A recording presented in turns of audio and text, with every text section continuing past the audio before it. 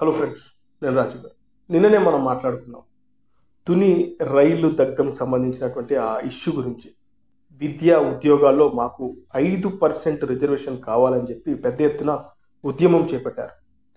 2014లో చంద్రబాబు నాయుడు ముఖ్యమంత్రి అవ్వకముందు ఆయన ఎలక్షన్ క్యాంపెయిన్లో ఒక మాట చెప్పారు, మేము అధికారంలోకి వస్తే కాపులకు రిజర్వేషన్ ఇస్తామని.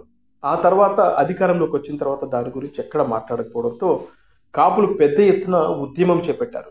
దీనికి ముద్రగడ పద్మనాభం నాయకత్వం వహించారు. ఆ తర్వాత తునిలో ఒక బహిరంగ సభ చేపట్టారు. అప్పుడు రత్నాచల్ ఎక్స్ప్రెస్ని ఆపి కొంతమంది ఆ రైలుని దగ్ధం చేశారు. చాలామంది పైన కేసులు పెట్టారు. అప్పుడు ముద్రగడ పద్మనాభం, ఆయన అనుచరులు, చాలామంది కాపు నేతలపైన కేసులు నమోదయ్యాయి. ఆ తర్వాత సరైన ఆధారాలు లేకపోవడంతో విజయవాడ రైల్వే కోర్టు ఈ కేసులో ఉన్నటువంటి అందరికీ క్లీన్ చిట్ ఇవ్వడంతో పాటు ఈ కేసును కొట్టేయడం కూడా జరిగింది. ఇక వైసీపీ గవర్నమెంట్ వచ్చిన తర్వాత ఒక ప్రత్యేక జీవో తీసుకొచ్చి ఈ కేసులన్నీ ఎత్తివేయడం కూడా జరిగింది. అయితే ఇప్పుడు ఏదైతే విజయవాడ రైల్వే కోర్టు ఇచ్చినటువంటి తీర్పును సవాల్ చేస్తూ అప్పీల్కు హైకోర్టుకు వెళ్ళారు. ఎందుకంటే ఈ కేసును మళ్ళీ రీఓపెన్ చేయాలనేది ఇప్పుడు కూటమి ప్రభుత్వం ఆలోచన. ఆ రోజున ఈ రత్నాచల్ ఎక్స్ప్రెస్ కాలబెట్టడానికి కొన్ని అరాచక శక్తులు ఎంటర్ అయ్యాయి.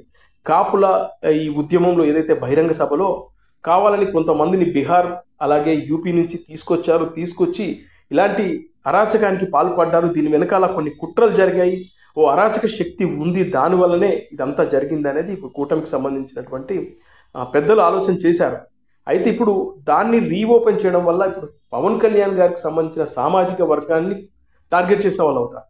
అయితే దీనిపైన చాలా పెద్ద ఎత్తున విమర్శలు వస్తున్నాయి. చాలా పెద్ద ఎత్తున మొన్నటి నుంచే అదేంటి కాపులంతా పవన్ కళ్యాణ్ గారిని చూసి, ఆయన మొహం చూసి తెలుగుదేశం పార్టీకి మేము అండగా నిలబడ్డాం, తెలుగుదేశం పార్టీ ఇవాళ గెలిచిందంటే పవన్ కళ్యాణ్ గారి సపోర్ట్తో, ఆయన సామాజిక వర్గం అండదండలతో ఇవాళ మీరు అధికారంలోకి వచ్చారు.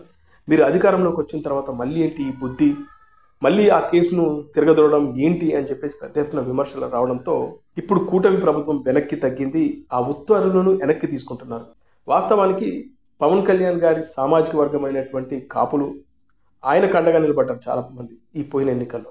మరి ఇక్కడ పవన్ కళ్యాణ్ గారిని, ఆయన సామాజిక వర్గాన్ని ఇప్పుడు టార్గెట్ చేసినట్టు అవుతుంది కదా.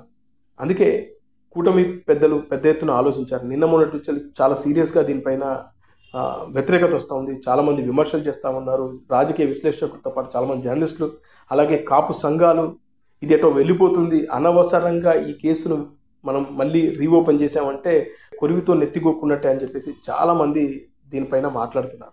అయితే మనకున్న సమాచారం ఏంటంటే ఈ విషయం పైన పవన్ కళ్యాణ్ గారు చంద్రబాబు నాయుడు గారితో మాట్లాడారు. అనవసరంగా ఈ విషయాన్ని మళ్ళీ బయటకు తీసుకొచ్చి మనం లేనిపోని రాద్ధాంతరం చేయడం కరెక్ట్ కాదేమో, ఒకసారి ఆలోచించుకోండి. ఎందుకంటే కాపులంతా మనకు అండగా నిలబడ్డారు. అలాంటి వాళ్ళపైన మళ్ళీ ఈ కేసును రీఓపెన్ చేసి ఆ సామాజిక వర్గాన్ని అంతా మనం దూరం చేసుకోవడం కరెక్ట్ కాదేమో అని ఒక్కసారి ఆలోచించుకోండి అంటూ చంద్రబాబు నాయుడు గారికి చెప్పడం. చంద్రబాబు నాయుడు గారు ఆ రోజు రాత్రి మళ్ళీ పవన్ కళ్యాణ్ గారితో డిస్కషన్ చేసిన తర్వాతనే ఈ అధికారులకు ఆదేశాలు జారీ చేసినట్లుగా మనకున్న ఒక విశ్వసనీయ సమాచారం.